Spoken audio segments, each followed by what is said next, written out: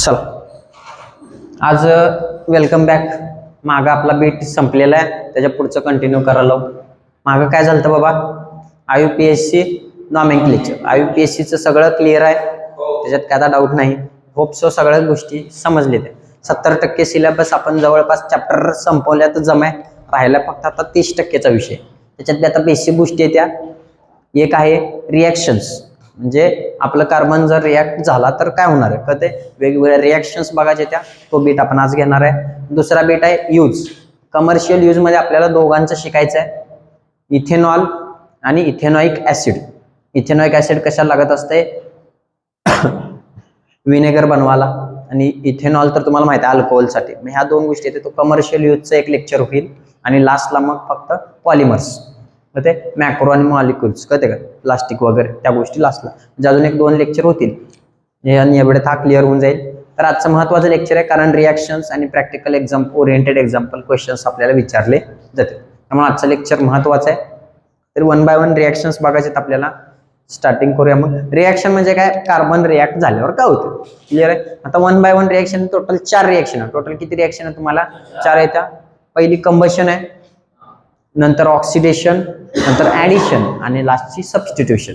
कळते, हे 4 रिॲक्शन आहेत. 4 रिॲक्शन झाल्यानंतर काय इम्पॅक्ट पडतो ते बघायचं. ठीक आहे, 1 बाय 1 सुरू करूया.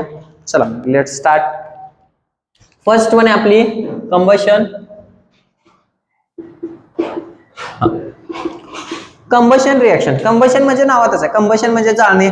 कंबशन म्हणजे जाळल्यावर आपल्याला बाय प्रोडक्ट फिक्स आहे, तोच मिळणार आहे, त्याच्यात काय विषय येत नाही, तो लक्षात ठेवा. काय असणार आहे, CO2 plus light plus heat, हे मिळणार आहे फिक्स. कळते, CO2 plus light plus heat, by product हीच असणार. तुम्ही जर कार्बनला जाळलं तर कुठली रिॲक्शन कंबशनची असेल तर या गोष्टी लक्षात घ्या. कंबशन मध्ये ह्या 3 गोष्टी फिक्स मिळणारच आहेत. याच्यासोबत काय तर प्लस होऊन येईल, पण या 3 असणार आहे. कारण जाळलंय म्हणजे CO2 कार्बन डायऑक्साईड बाहेर पडतोय.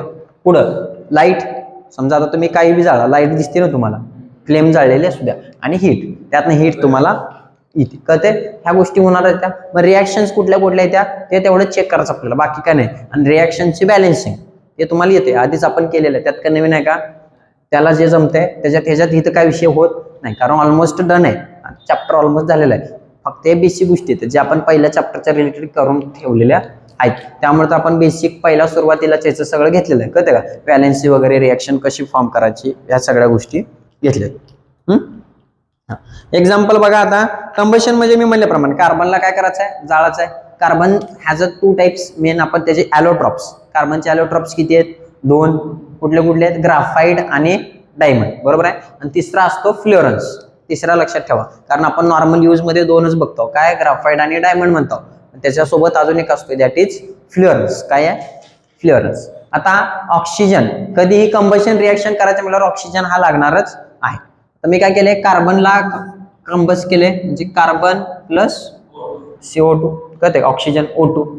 कार्बन आणि ऑक्सिजन रिॲक्ट केले तर मला बाय प्रोडक्ट काय असणार आहे, कायम लक्षात ठेवा, CO2 plus light plus heat. कळते, लाईट प्लस हीट हे फिक्स आहे. कार्बन आणि ऑक्सिजन जाळले म्हणजे काय, कंबशन. ऑक्सिजन शिवाय कंबशन रिॲक्शन होणार नाही, लक्ष द्या. कंबशन रिॲक्शन करायचं म्हटल्यावर always we required the oxygen.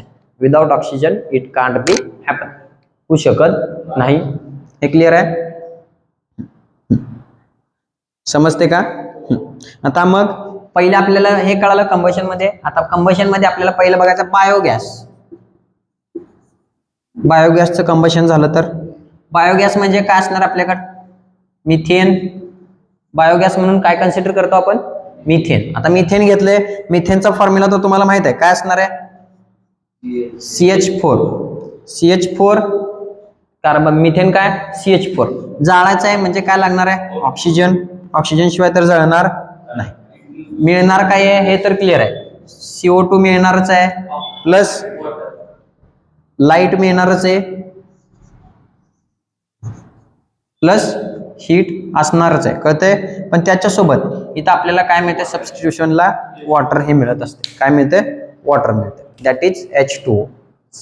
काय मिळणार आहे, H2O, दॅट इज वॉटर. कळते का, म्हणजे इथं जर तुम्ही बायोगॅस मध्ये मिथेन जर जाळाचा आहे म्हणजे ऑक्सिजन लागणार आहे, CH4 प्लस O2 कळतंय, मग जाळतोय, CO2 मिळणार आहे प्लस त्याच्यासोबत काय असणार आहे, लाईट, हीट आणि ऑक्सिजन आणि वॉटर, कळतंय, लाईट, हीट आणि इथं वॉटर, कळतंय. आता बॅलन्सिंग आहे का पहिला चेक करा, इथं लक्ष द्या, वॉटर किती आहे ते इथं बघा, हायड्रोजन किती आहेत, 2 आहेत, तिकडे हायड्रोजन किती आहेत, 4 आहेत, बॅलन्स आहे का. पुढे बघा, ऑक्सिजन इथं किती आहे, 1 आणि इथं किती आहेत, 2, तिकडे ऑक्सिजन किती आहेत, 2, आहे का बॅलन्स. म्हणजे पहिला काय करायचं आपल्याला, we have to balance the reaction, कारण एकच सांगितलं याच्यात एकच काम करायचं आहे की रिएक्शनला बॅलन्स करता आलं पाहिजे, ज्याला बॅलन्स करता येणार त्याला काय प्रॉब्लेम होत नाही. मग बॅलन्सिंग करायची आहे, कशी करणार बॅलन्सिंग, इथं 2, इथं CO2 ला CO2 ची गरज आहे का नाही, फक्त इथं 2 लावा, झालं बॅलन्स, चेक करा. हा, फक्त एवढीच काळजी घ्यायची की reaction should be balanced, reaction काय पाहिजे, बॅलन्स असली पाहिजे. हे काय झालं आता, मिथेन जाळलं बायोगॅस मध्ये, कळतं का, हे कंबशन रिएक्शन आहे ना, कारण जाळतोय आपण, जाळतोय म्हणजे काय असणार आहे, कंबशन, कळतंय. समजा आता मी पुढे काय घेतलं, इथेनॉल घेतलंय, इथेनॉल म्हणल्यावर काय असणार, CH3 CH2OH, बरोबर आहे ना, प्लस ऑक्सिजन, जाळल्यावर काय मिळणार आहे तुम्हाला माहित आहे, CO2 मिळणार आहे plus water plus heat plus light, यात का विषय का, हीट आणि लाईट हे फिक्स असणारच आहे. आता फक्त विषय काय येतोय, बॅलन्सचा विषय येतोय, बॅलन्स बघा आहे का,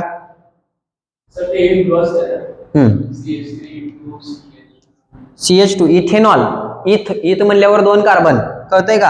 आता हे काय सांगायची गरज नाही तुम्हाला, कळतंय, हे माहितच असणं एक्सपेक्टेड आहे. हा काय इथेनॉल आहे ना,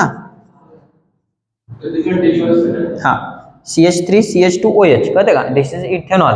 हा इथेनॉल रिॲक्ट कोणासोबत केलाय, ऑक्सिजन सोबत. बॅलन्सिंग आहे का बघा, फक्त तेवढं गरजेचं आहे, बॅलन्स आहे का नाही. मग पहिला बॅलन्स करा, बॅलन्स करताना कधी पहिला काय चेक करायचं आहे, मेटल्स, यात मेटलचा विषय आहे का नाही. मग नॉन मेटल्स, नॉन मेटलचा बी विषय आता ह्याच्यामध्ये करा मग पटपट.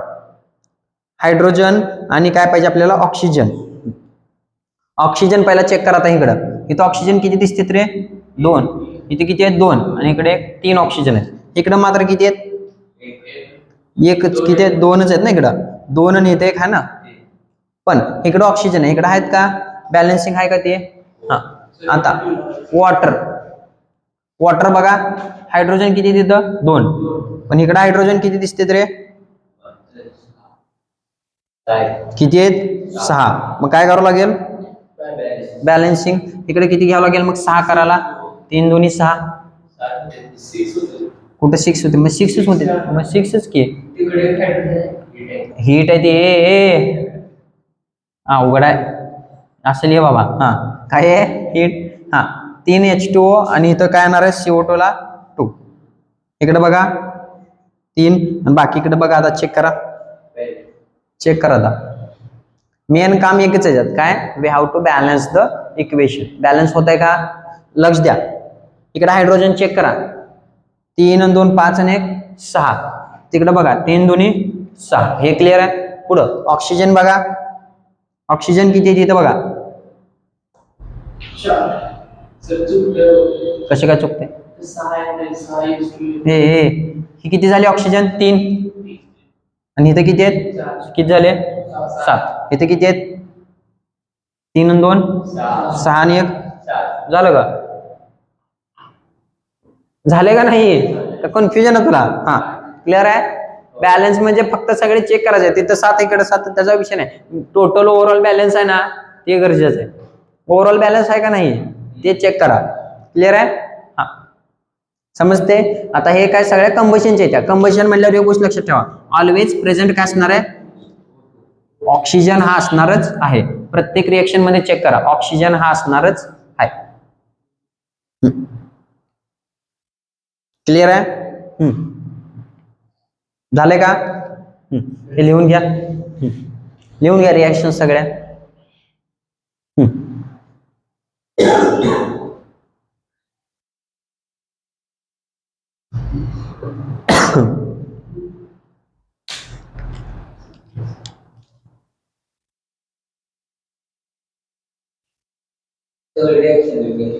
हा रिएक्शन्स लिहून घ्या. हे OH मध्ये काय, ऑक्सिजन आणि हायड्रोजन, अरे OH ग्रुप म्हणजे हायड्रॉक्साईडचा ग्रुप आहे ना, यात एक ऑक्सिजन आणि एक हायड्रोजन आहे. ऑक्सिजन एकटा येऊ शकत नाही ना, म्हणून तर OH ग्रुप घेऊन आलाय. कळते का? कारण इकडे सिंगल बॉन्ड केलाय. OH ग्रुप कशासाठी आलाय? त्याच्यासाठी आलाय की. OH ग्रुप डायरेक्ट येणार आहे का?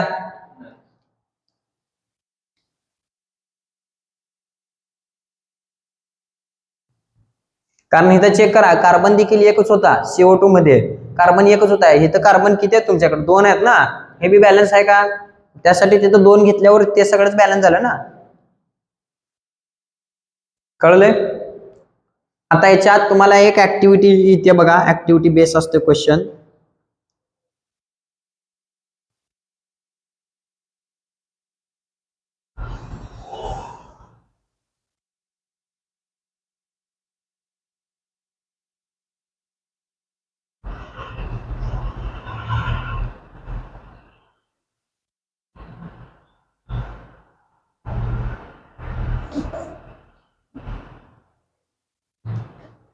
हे झाले डस्टर वगैरे.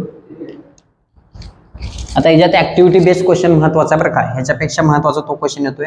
हे झालंय ना, ठीक आहे.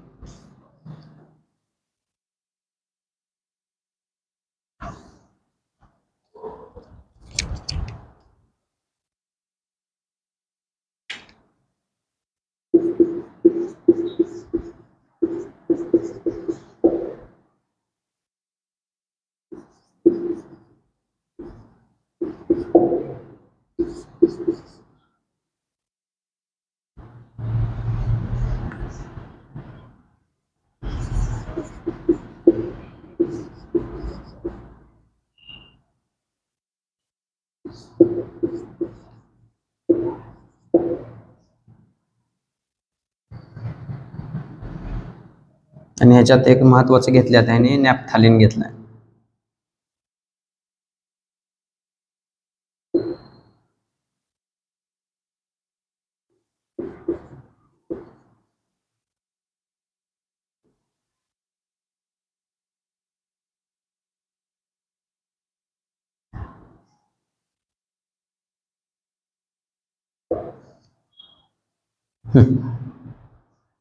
लक्ष द्या. आता तुम्हाला एक ऍक्टिव्हिटी दिलेली आहे की ॲपॅरेटस वगैरे दिलेले आहेत. आता लक्ष द्या, ह्याच्यात मेन क्वेश्चन लक्ष द्या, रिएक्शनचा नाही तर ऍक्टिव्हिटी बेस्ड क्वेश्चन येतोय. कळतंय? आता तुम्ही 3 गोष्टी घेतलेल्या त्या काय काय घेतलंय? इथेनॉल घेतलाय, दुसरा काय घेतलाय? Acetic acid, that is carboxylic. कळते का? COOH चा ग्रुप आहे म्हणजे कार्बोक्सिलिक आहे. कळते? नंतर इथं काय घेतलं पुढं? नॅफ्थॅलिन. कळते? इथेनॉइक ऍसिड, ह्याला अजून एक नाव काय म्हणणार आहे? Ethanoic acid. का तर 2 कार्बन आहेत, इथेनॉइक. कळते?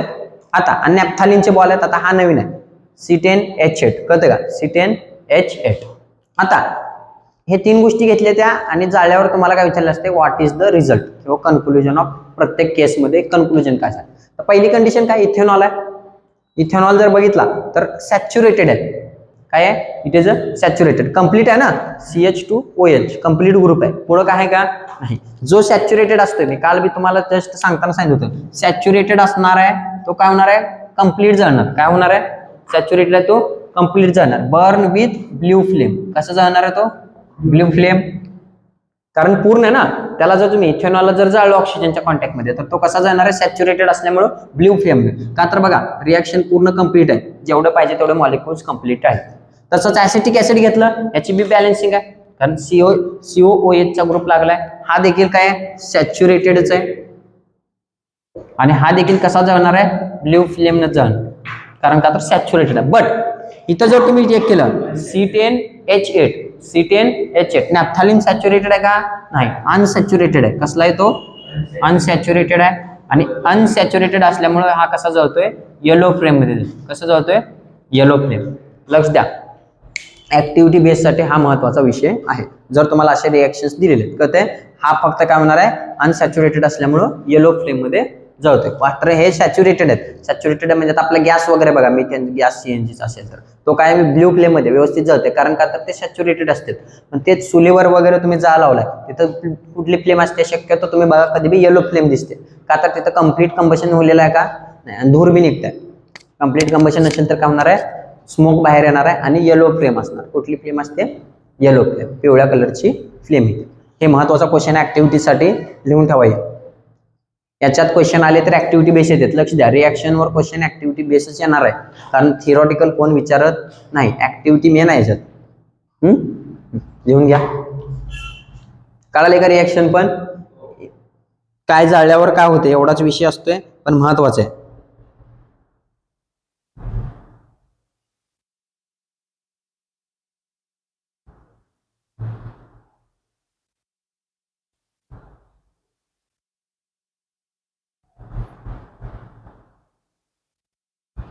रिएक्शन्स लिहा आणि खाली प्रत्येकाचं कन्क्लुजन लिहा.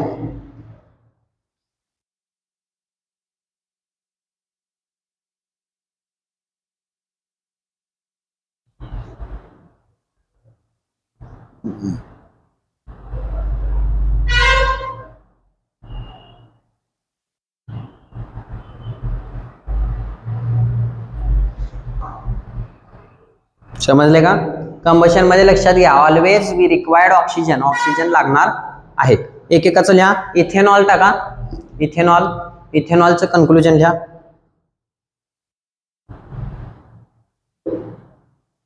Ethanol is a saturated carbon compound. लक्ष द्या, एक वळ कन्क्लुजन लिहायचा. तुम्हाला 4 मार्काला क्वेश्चन येते ऍक्टिव्हिटी बेसला, नुसतं कन्क्लुजन लिहायचं असते. It is a saturated carbon compound. It burns with clear blue flame. Burns with clear blue flame. Flame कशी असते? ब्ल्यू फ्लेम असते, त्याच्यात काही विषय येत नाही. ऍसिटिक ऍसिड, सेकंड टाका. It is also a saturated carbon compound. Saturated carbon compound, so it will also burn in blue flame. हे देखील कसं जाणार आहे? ब्ल्यू फ्लेम मध्ये जाणार आहे.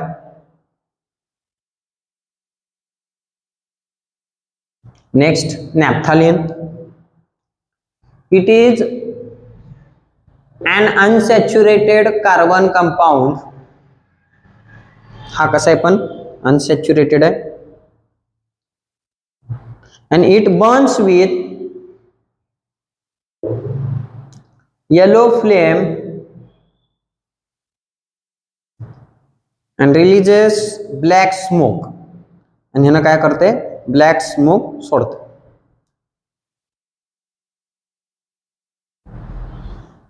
कळते का? ब्लॅक स्मोक सोडणार. ओके. तर नेक्स्ट आहे ऑक्सिडेशन. बीट टाका. ऑक्सिडेशन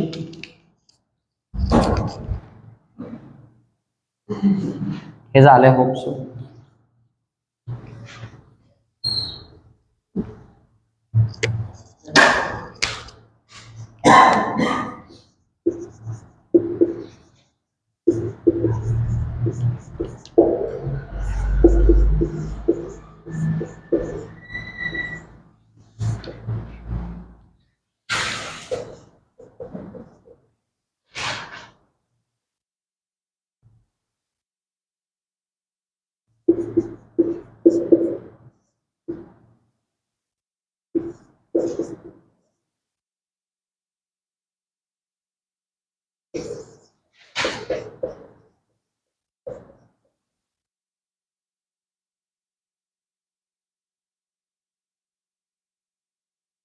पुन्हा अजून तुम्ही कन्फ्युजन करणार तिथं.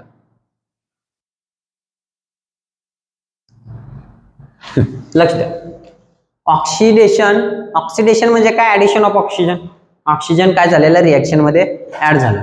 आता ऑक्सिडेशन म्हणजे आपण माहिती आहे ऍडिशन ऑफ ऑक्सिजन म्हणताय. तिथं जर प्रत्येक रिएक्शन बघितली, कार्बन कंपाऊंडची जरी रिएक्शन बघितली, तर कम्प्लिटली काय आहे? ऑक्सिडायझिंग एजंट आहेत. बरोबर आहे ना? कारण ऑक्सिजन काय झालं आपल्याकडे?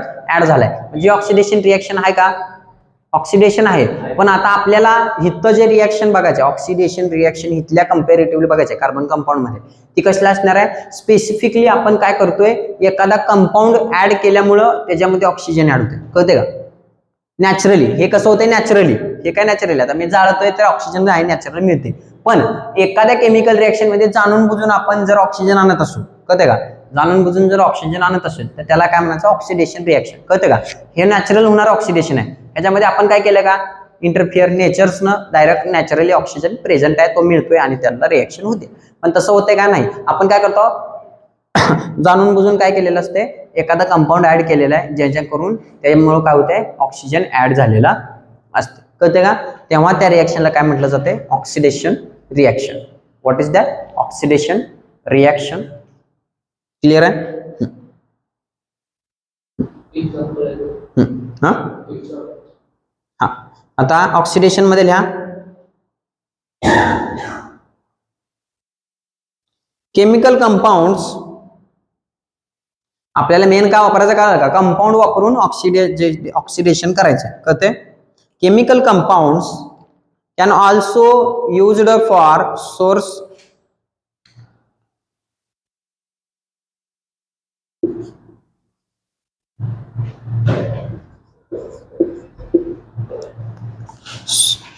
of oxygen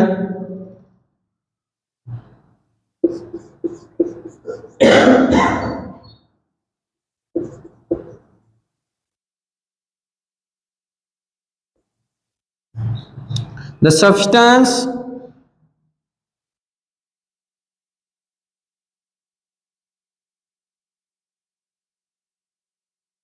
that gives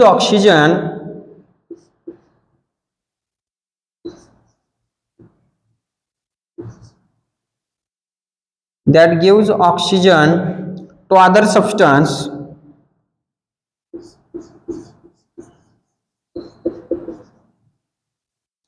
other substance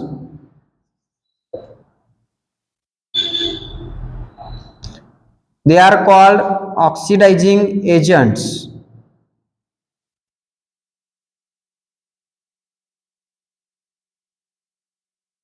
They are called oxidizing agents. Oxidizing agents. An oxidizing agent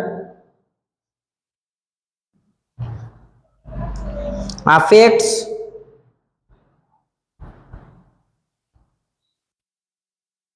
the certain functional group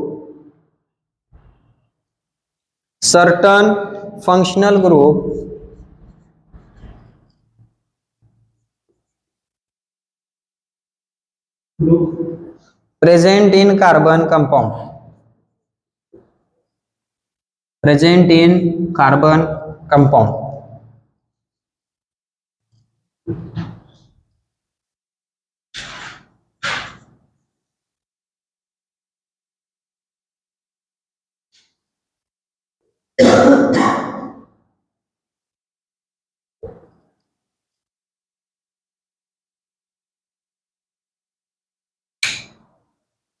Carbon compound.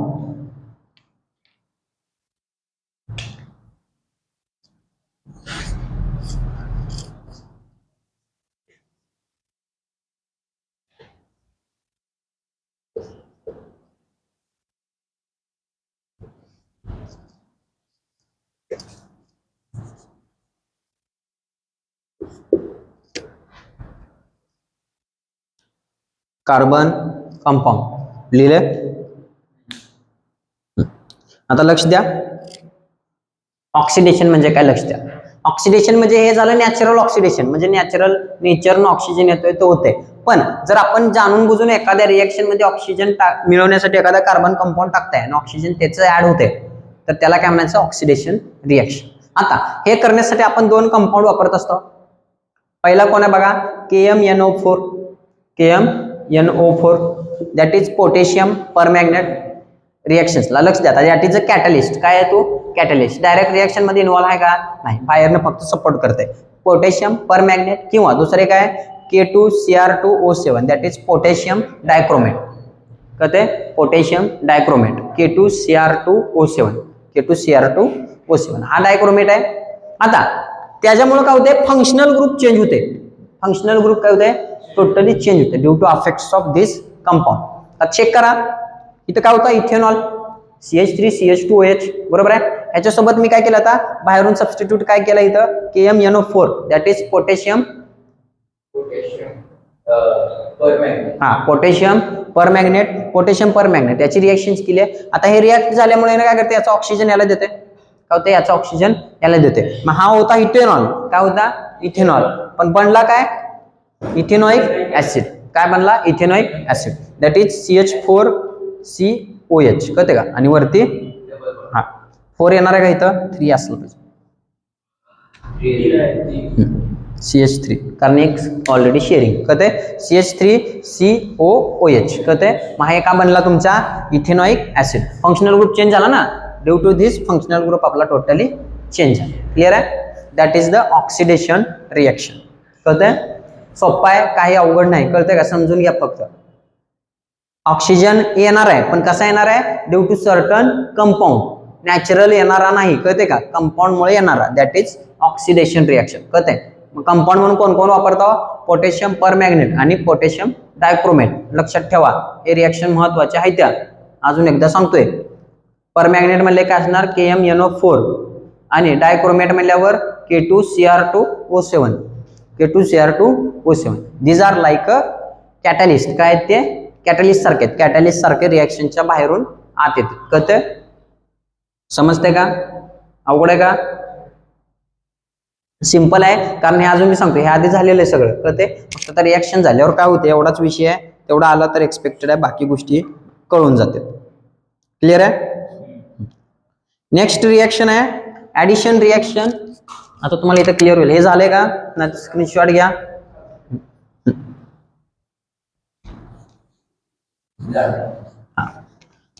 छोटाच bit आहे पण महत्वाचा आहे निग्लेक्ट करू नका कारण आला तर डायरेक्ट 4 मार्क देऊन जाणार तुम्हाला कारण आला तर तो 4 मार्काला येतोय. हे झालं का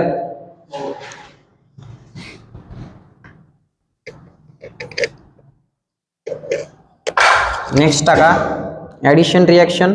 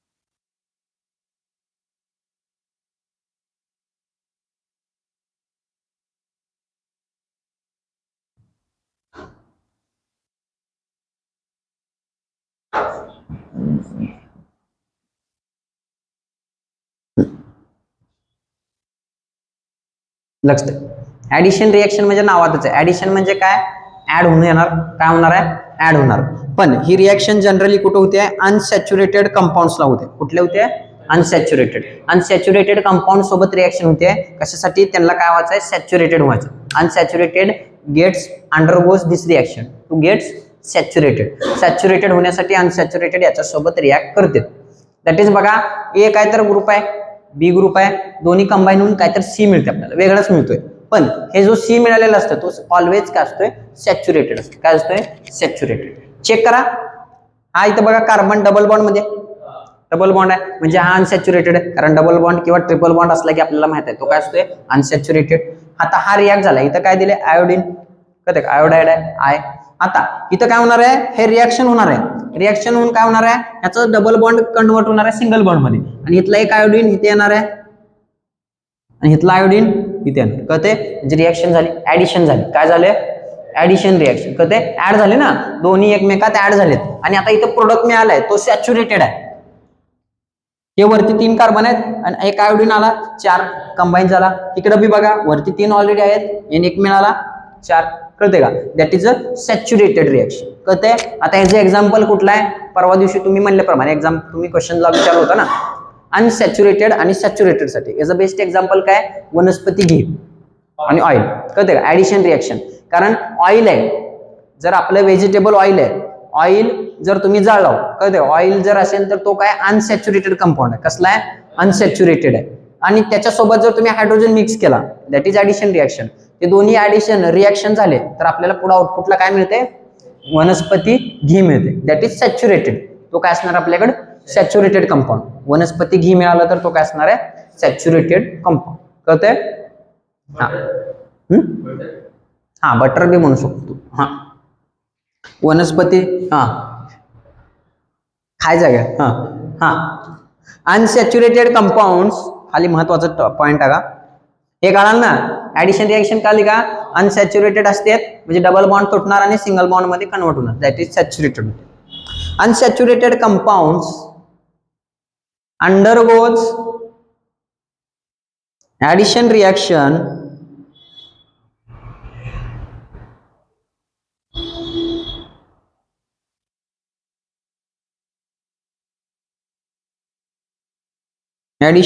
reaction to form saturated compound.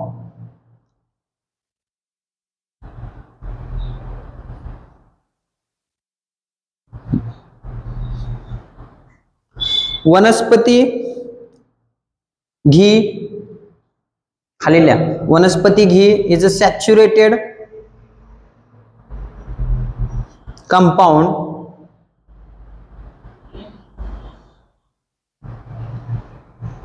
whereas vegetable oil is unsaturated compound.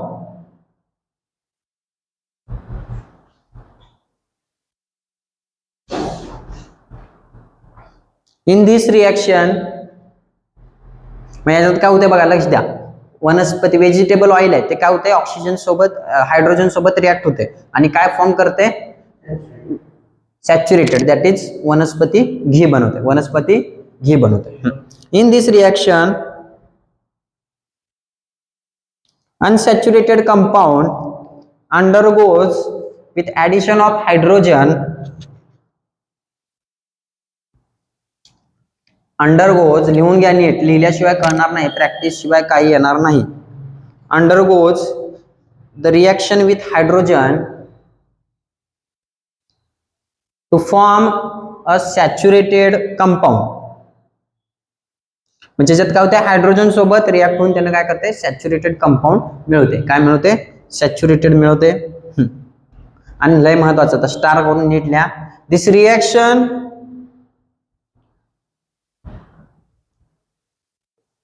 Is used for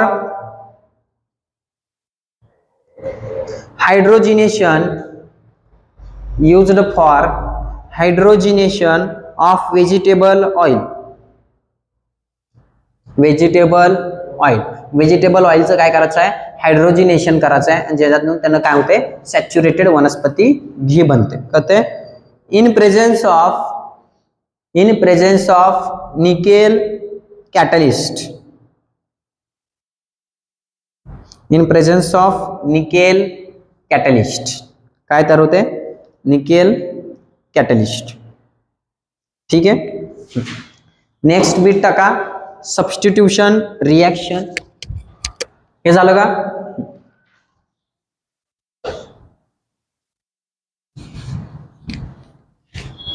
कळालेत ना रिएक्शन? 3 रिएक्शन जवळपास झालेले आहेत. होप सो सगळं क्लिअर असेल. Last reaction that is सबस्टिट्यूशनल.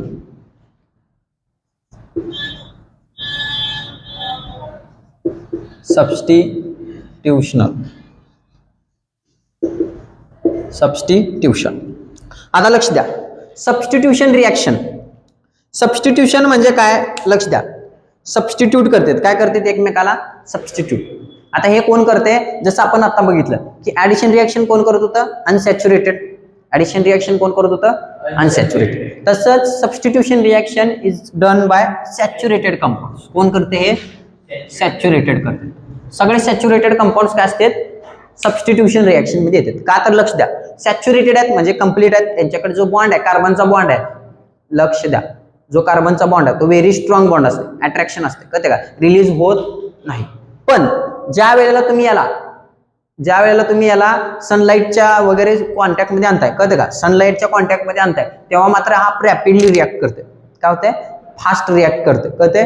पण ते रिॲक्शन होत असताना यानं काय दुसरीकडे चेंज वगैरे होणार आहे का, नाही, फक्त काय करते, कंपाऊंड सबस्टिट्यूट करते, म्हणजे याची जागा त्यानं, त्याची जागा ह्यानं, म्हणजे फक्त काय होते, सबस्टिट्यूशन होते. काय होते रिॲक्शन मध्ये, सबस्टिट्यूशन ऑफ ऍटम्स, सबस्टिट्यूशन ऍटम्सचं काय होते, सबस्टिट्यूशन होते. एक्झाम्पल बघा,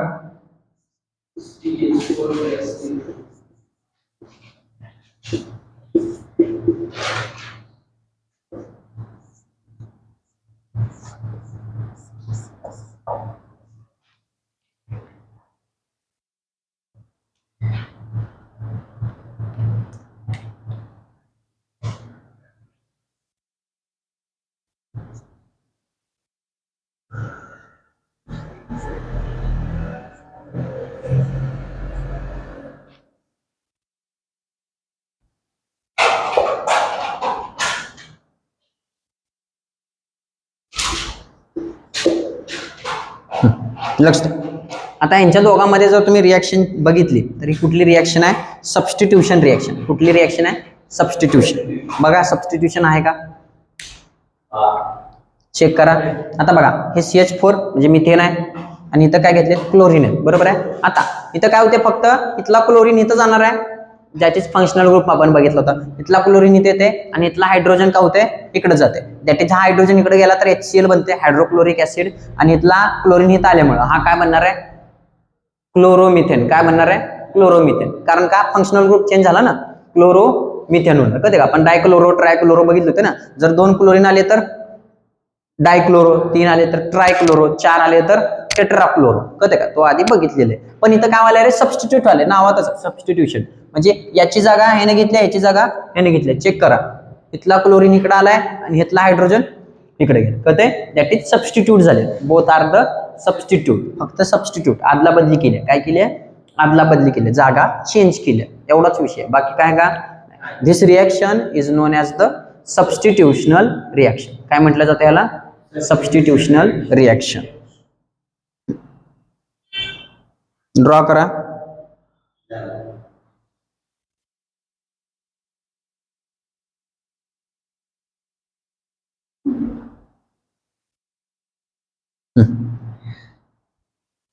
कळले, लिहून घ्या, महत्वाचा पॉइंट आहे. ॲज द सिंगल बॉन्ड आहेत ना सगळ्याकडे, कारण इथं सिंगल बॉन्ड आहे म्हणजे व्हेरी स्ट्रॉंग बॉन्ड असते, तुटत नाही लवकर. Single bond between carbon and hydrogen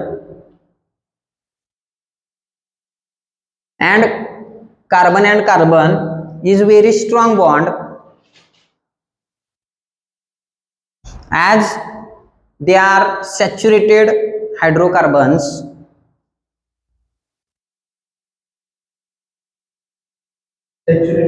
saturated आहेत ना सगळे, कंप्लीट आहेत की, they are saturated hydrocarbons and they are not reactive. React होणार आहे काय, कारण ऑलरेडी तो कंप्लीट आहे. कंप्लीट आहे ते म्हणणार मला गरज नाही, जास्त रिॲक्ट व्हायची गरज नाही. Next point, but however saturated hydrocarbons in presence of sunlight, मी आताच म्हणलो होतो बघा, सनलाइट जर आणली तर मात्र रिॲक्शन होते. Sunlight react rapidly with chlorine. आता क्लोरीनच घेतला ना आपण, क्लोरीन सोबत रिॲक्ट होते. React rapidly with chlorine, chlorine सोबत मात्र रॅपिडली रिॲक्शन करून टाकतोय तो. खाली टाका point, the chlorination of methane, chlorination of methane is a substitutional reaction. Chlorination of methane is substitutional reaction. Okay. This is a substitutional reaction. कळाले का? लक्ष द्या. रिॲक्शनचा बीट होप सो क्लिअर आहे. 4 रिॲक्शन्स आहेत. 4 रिॲक्शन आपल्याला यायला पाहिजे. पहिली कुठली होती? कंबशनची, दुसरी ऑक्सिडेशन, तिसरी ऍडिशन आणि चौथी होती ती आपली सबस्टिट्यूशन. कळतंय? सिंपल बीट आहे. व्यवस्थित रिव्हिजन केलं तर होऊन जातं. समजते? होप सो सगळ्यांना क्लिअर आहे. ओके, ठीक आहे. बाकी कंटिन्यू करू आपण. याची प्रॅक्टिस करा. थँक्यू.